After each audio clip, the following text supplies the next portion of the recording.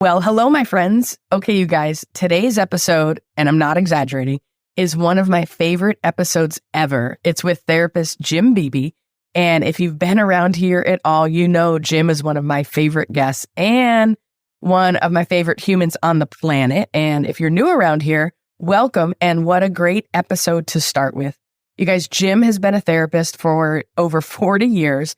And I think it's safe to say he's an expert on humans and their emotional and spiritual experience on this planet. Jim has a beautiful family and has been married for over 35 years to his beautiful wife, Jane, and they have two awesome grown kids. Okay, so like I said, today is one of my favorite episodes. And honestly, this is one of those episodes that you'll probably want to come back to and listen to over and over again. The way Jim describes our struggles with our thoughts, or as he likes to describe it at times, our shitty committee or our harsh voice in our head is so helpful and empowering. You guys, Jim also talks about why it's so hard to change our thoughts. And if you struggle with your thought life, trust me, this is the episode for you. Our thoughts aren't just thoughts. They are feelings, they're experiences. Well, I'll let Jim get into it in the episode. Okay. Jim also mentions the phrase program work. You guys, Jim is a huge fan of 12-step programs and recovery programs because he's seen them help so many people. So when he mentions the word program, that's what he's talking about. He also mentions that we are triune beings, and we've talked about it before on the podcast, but just want to remind you guys, triune beings, many theologians explain it like we are similar to the Trinity, right? So the Trinity in our faith is Father, Son, and Holy Spirit. Well, in that same way, we have three parts to each of us as well. We have a spirit, we have a physical body, and then we have minds to contend with. All right, you guys, I know so many of us shame ourselves because we wrestle with our thoughts and our feelings. We can be just so hard on ourselves. I was actually just talking with a new friend and she explained her struggles like a knotted ball of necklaces. And I thought, wow, that so describes it so well. So if that's you, if you're hard on yourself and you're just done struggling and you're just done swimming in the sea of misery and feeling stuck in different parts of your life, or if you feel like your life or your spiritual life is like a knotted ball of necklaces, I want to invite you to jump into this round of the Feel Better journey. Let's unravel your knots and join the community of good people to journey with. You guys, we are all in this work together. And if you want a tribe to do this holy and hard work with, please jump in. Also, I wanted to mention that if you have questions about the logistics of the program, please email me. The last day to sign up is February 20th. If you do know you want to sign up, please don't wait. We're actually finalizing groups now. And once the groups are set, that's when we figure out when our weekly Zoom call meetings are. So we want to make sure that we accommodate everyone's schedule in that particular group. And we're working with 3 time zones so far.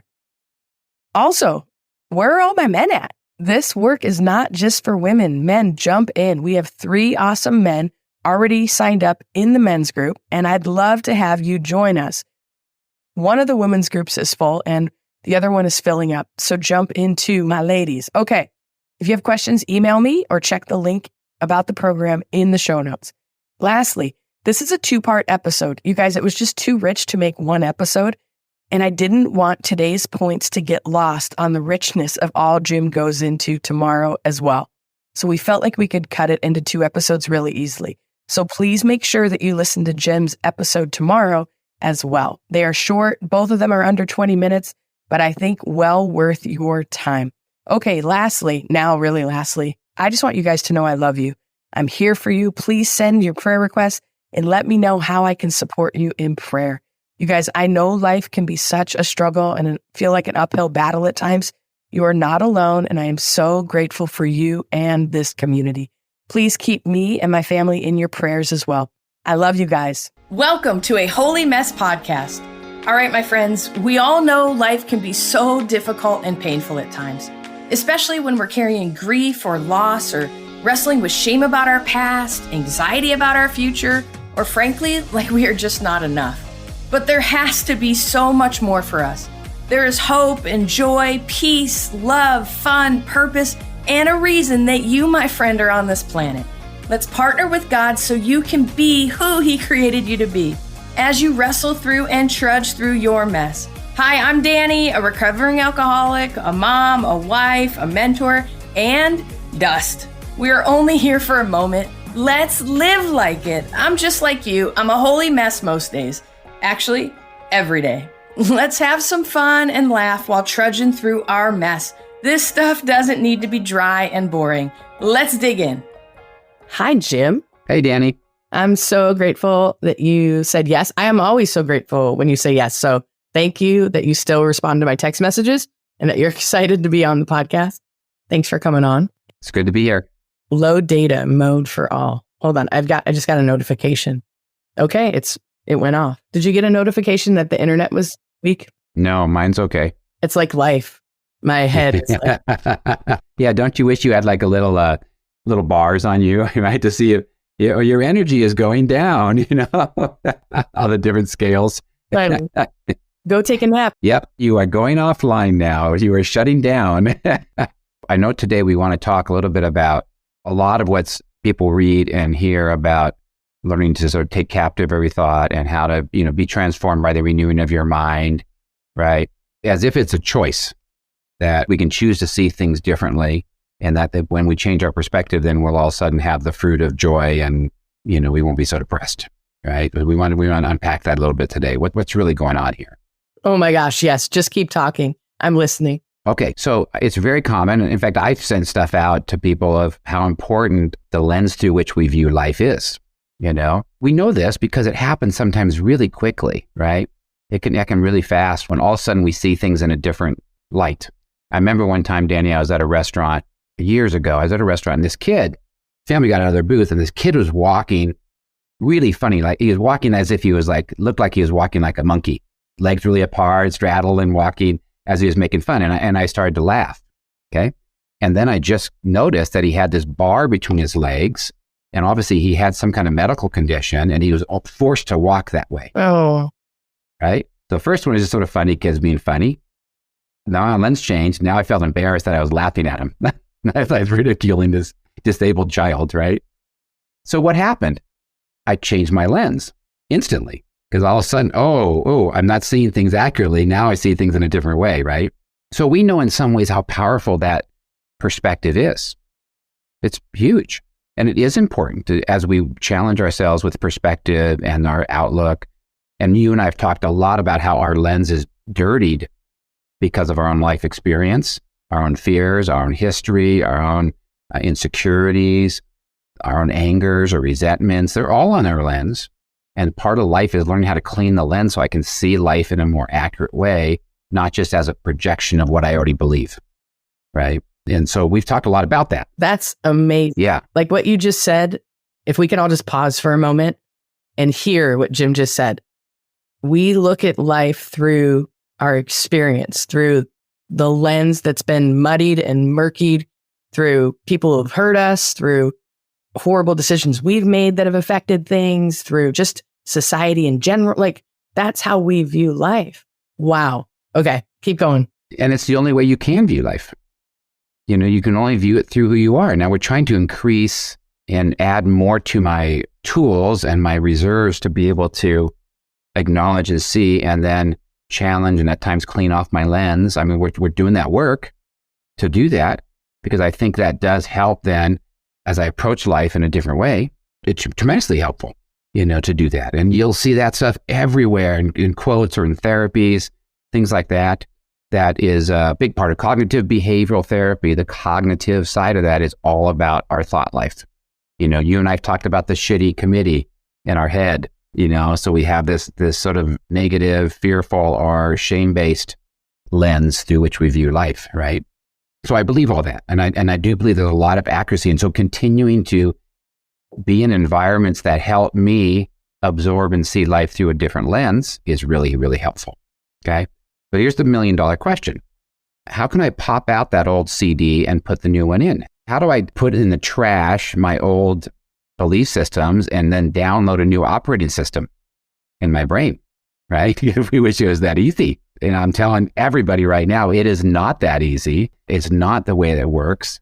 And despite sometimes people will have experiences like that, and all of a sudden they hear a sermon and it's just sort of like turned everything sideways and now they, see things differently. Sometimes that'll happen, but most times what happens is 2 days later, I'm right back in the muck of my old struggles, right? There's this pull back to regress back to the places where I struggled or who I am, basically, okay? So what the heck's going on, Otherwise, all we have to do is give people a list of accurate thoughts and you're fixed, Just believe these things. And sometimes in Christianity, that's part of what we put on people is, listen, you're a child of God. You own that. You proclaim that. You get covered in the blood of Jesus, and now that's done, right? God said it. I believe it. That's it, right? Right. We've heard that saying, right? As if just that itself is going to transform and change how I look. That's not the way it works. Sometimes I wish it would, but it's not the way it works. Okay. And why? Well, because those thoughts aren't just thoughts. They're experiences, they're feelings, they're wound into my even physiological structure of who I am, okay? We're not just body separate, soul separate, spirit separate. We're body, soul, spirit. You and I have talked about this triune self, right? We're all those together, okay? So my thoughts are also generated by my biology. If I don't get enough sleep, if I'm mood altered in some way by my biology, it's going to change my thoughts, okay? And my thoughts at times will change my biology. It's all interactive. It's much deeper than just a choice to change how I believe. So it's not the way you can't just pop this cassette out of your brain, and put a new one in. Not what happens. In fact, sometimes we actually shame ourselves because we can't believe that, and we can't experience that. So we thought, God, what's wrong with me? Do I not believe well enough? Am I not doing it? Boy, it seems like other people are getting it and I'm not getting it. Why do I still feel lonely? And people tell me God's with them every day, but I feel lonely. I haven't heard him, So we start to shame ourselves because of this expectation that it's, sort of in a sense that this should be the sign of me being a child of God, let's say. And the truth is, this is very hard to wrestle with those parts of us because those beliefs, let's call them, 99% of them are not conscious beliefs. They're not even accessible beliefs so much as they're experiential beliefs, and they're ways in which I interact with the world and experience and interpret the world. Because I interpret the world through this lens that I've gathered by my DNA, by my personality, by my life experience, everything, right? That goes into my life becomes part of how I look at the lens of life, but it becomes organic in a sense in me, okay, through which. Now, we'll talk about tools about how do I then work on those parts of me, but it's really important for people to realize this is a one day at a time. When the Bible says, work out your salvation with fear and trembling, it's the 12-step one day at a time, okay? That's what it looks like, and that's, we hope over time that I can clean that lens off a little bit better. I do think that helps a lot, to be able to see life through a healthier lens. I hope I can make choices, put myself in environments that help me have a healthier lens to view life. That's great. And take care of myself so I can live in that lens a little better. Because most of us just, if we have a bad lens, we tend to screw it up and put more stuff on that lens, right? We make it even harder, right? So really then, okay, well, what helps me transform that? If I'm supposed to be transformed by the renewing of my mind, well, what's that mean? Okay. And what does that look like? Okay. And I'll just give you help me in this, Danny, because you'll help with the things that help you, but I'll give you things that I think can be really helpful. Number one, I'm trying to change my experiences. Okay. And the biggest one is, when 12 Step says you're only as sick as your secrets, when something is secret, even to ourselves often. Okay, secrets aren't just secrets that we keep from others. We keep secrets from ourselves, right? When things are still in the vague grayness of it, right? How often have you just felt overwhelming anxiety? You can't really can't put your finger on what's underneath it all, or depression, but you feel the result of it, right? Because that stuff down there, it's hard to sort of get at. It's squirrely. It's like nailing Jell-O to the wall, and nothing quite fits it, but I just try to keep defining it a little bit better. Okay. Partly because I'm wrestling with myself. So bringing myself into community, and especially any non-shame-based community, it has to be a grace-based community. That can be 12-step, that can be a great life group, that can be your walking buddies, That can be authors that you read that are open about their journey. That can be your podcast, Annie. I have to have a place where there's a community of openness and acceptance as we share, because as I expose that and experience people's acceptance of me, unconsciously, I start to internalize that experience. Now that becomes part of my package, part of my experience package, right? So I start to experience through that. You just said something really important. As we experience acceptance and compassion from others, then, and only then, I believe, can we actually begin to accept ourselves and find compassion for ourselves and our journey. I love, love, love how you put that. Yeah. But the shame is self-limiting. The shame drives us to hide. And the more we hide, the more we're stuck in it. Okay. So we're wounded in a relationship. We're healed in a relationship. It's through acceptance. Okay. And the acceptance, though, is not that I have to be different than I am. This is back to our loving what is. It's the acceptance of the fact that I have these vulnerabilities, these, sort of thorns, including my thought life, including my self-rejection, including I think I'm too fat, I'm too skinny, I'm too this or that, and whatever those things are, whatever those voices are. And by the way, if you want to talk about spiritual warfare, that's really the only spiritual warfare I know of. Honestly, it's, fighting my own self, right? Because it's profoundly a spiritual movement of this acceptance of who I am. You fix it by not fixing it. You don't clean the lens by just trying to get rid of all the stuff on the lens. You actually help clean it by accepting it, okay? Because if you judge yourself for having a dirty lens, you just actually put more judgment on top of the lens, okay? Number one, having a community of care and love and openness and sharing. To me, I'm drawn to people who are open and authentic. And wasn't this Jesus? Wasn't it Jesus was hanging with all the down and outers? People weren't pretentious, right? He said about Nathaniel, here's a man in whom there is no guile. Guile's like this pretension, right? And, who did he land on and totally roast is the Pharisees who were caught in judgment and some appearance, whitewashed sepulchres, he calls them, right? Okay. So it's really the message of what Jesus was said. He was drawn to people that were authentic and open, and we're all broken pots, right? And so we all get to sort of share that together. I think that's why the 12-step movement has been incredibly powerful. So powerful, because people get to come as they are. Amen. I think we're all drawn to open people and authenticity. And, I think it's harder for us to be open and authentic. But I think the only doorway to that is to listen to others or to be around others who are open and authentic and finding comfort in their own skin and their own stories and their own journeys one day at a time. And then it kind of gives me the fortitude or the agency to, okay, if Jim's okay in his skin with his story in life, okay, that gives me courage.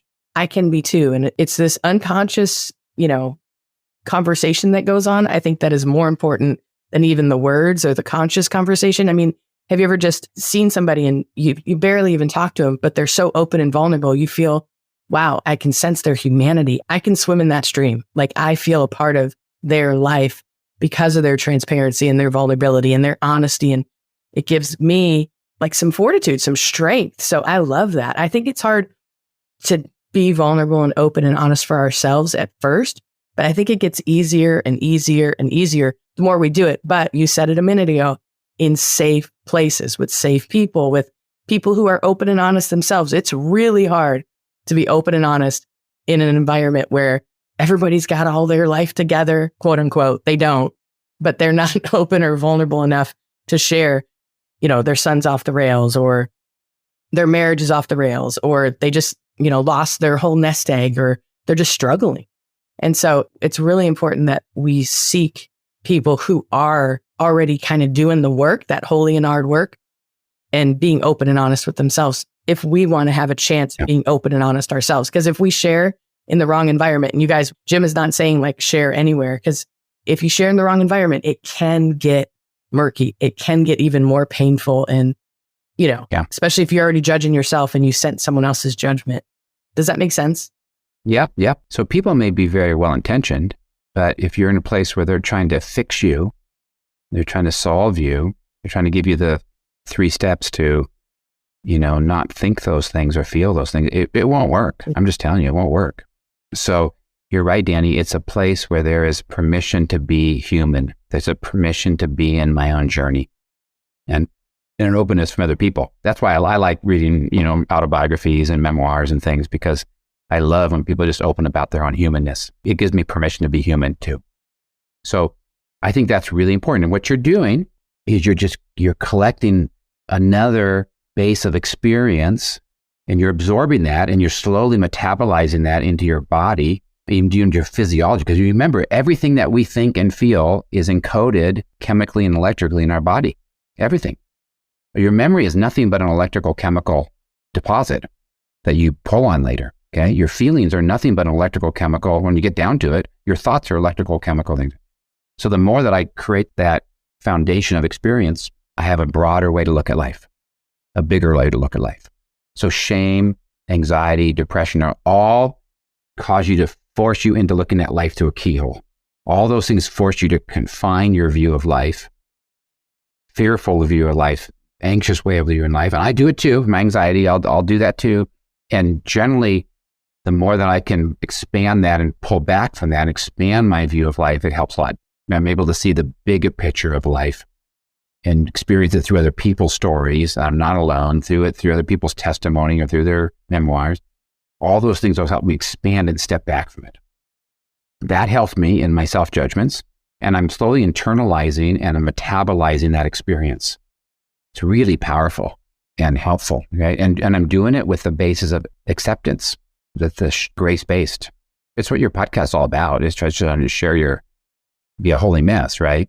Just be people, just be who we are. My gosh, I just yelled at my kids yesterday, or, I had a hard time getting up this morning, or whatever it is. Before I came in my office, I was like, I'm recording with Jim, leave me alone. It's just, yeah, exactly. Believe me, I don't look all that good either. Yeah. So I think that's really important. I do think slowly we learn how to talk to ourselves. And the way I like to do it is I try to think of, when I'm getting triggered, I try to think of the triggers there because I have a button.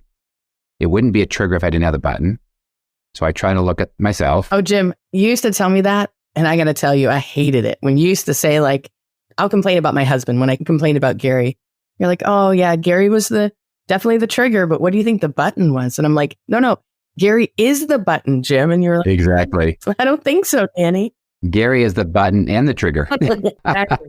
So what I find, it's very hard to do because I want to obsess on the trigger, but I found it helpful to say, okay, the button, and the button's the same stuff. The button's that inner fearful self for me. And for somebody, it'll be the shame-based self, okay? But you start to see that inner self. I start to embody it as the inner child. That's my 5-year-old self. This is the, watch out, something bad's going to happen, inner self. That's my inner belief system. That's my inner experience, and that's my inner biology. Be careful. You remember, your brain has wired itself together to be really good at thinking those thoughts. It's not good at thinking other thoughts because those thoughts don't fit with the wiring of your brain already and with your experience base, okay? It's almost like, you're going against the grain now. Well, even program talks about doing contrary actions, going against what your impulse is to do. Well, even your impulse is to think. You have a certain way that you've been practiced, like the rut has been dug deep at those thought lives, and you're really good at it. You're really good at shaming yourself. You're really good at being angry. You're really good at being anxious. You got that down. You have perfected that. Okay.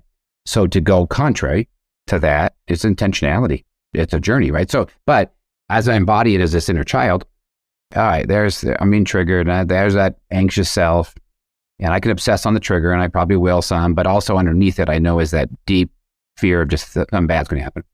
And I find helpful for me then to try to talk to that self.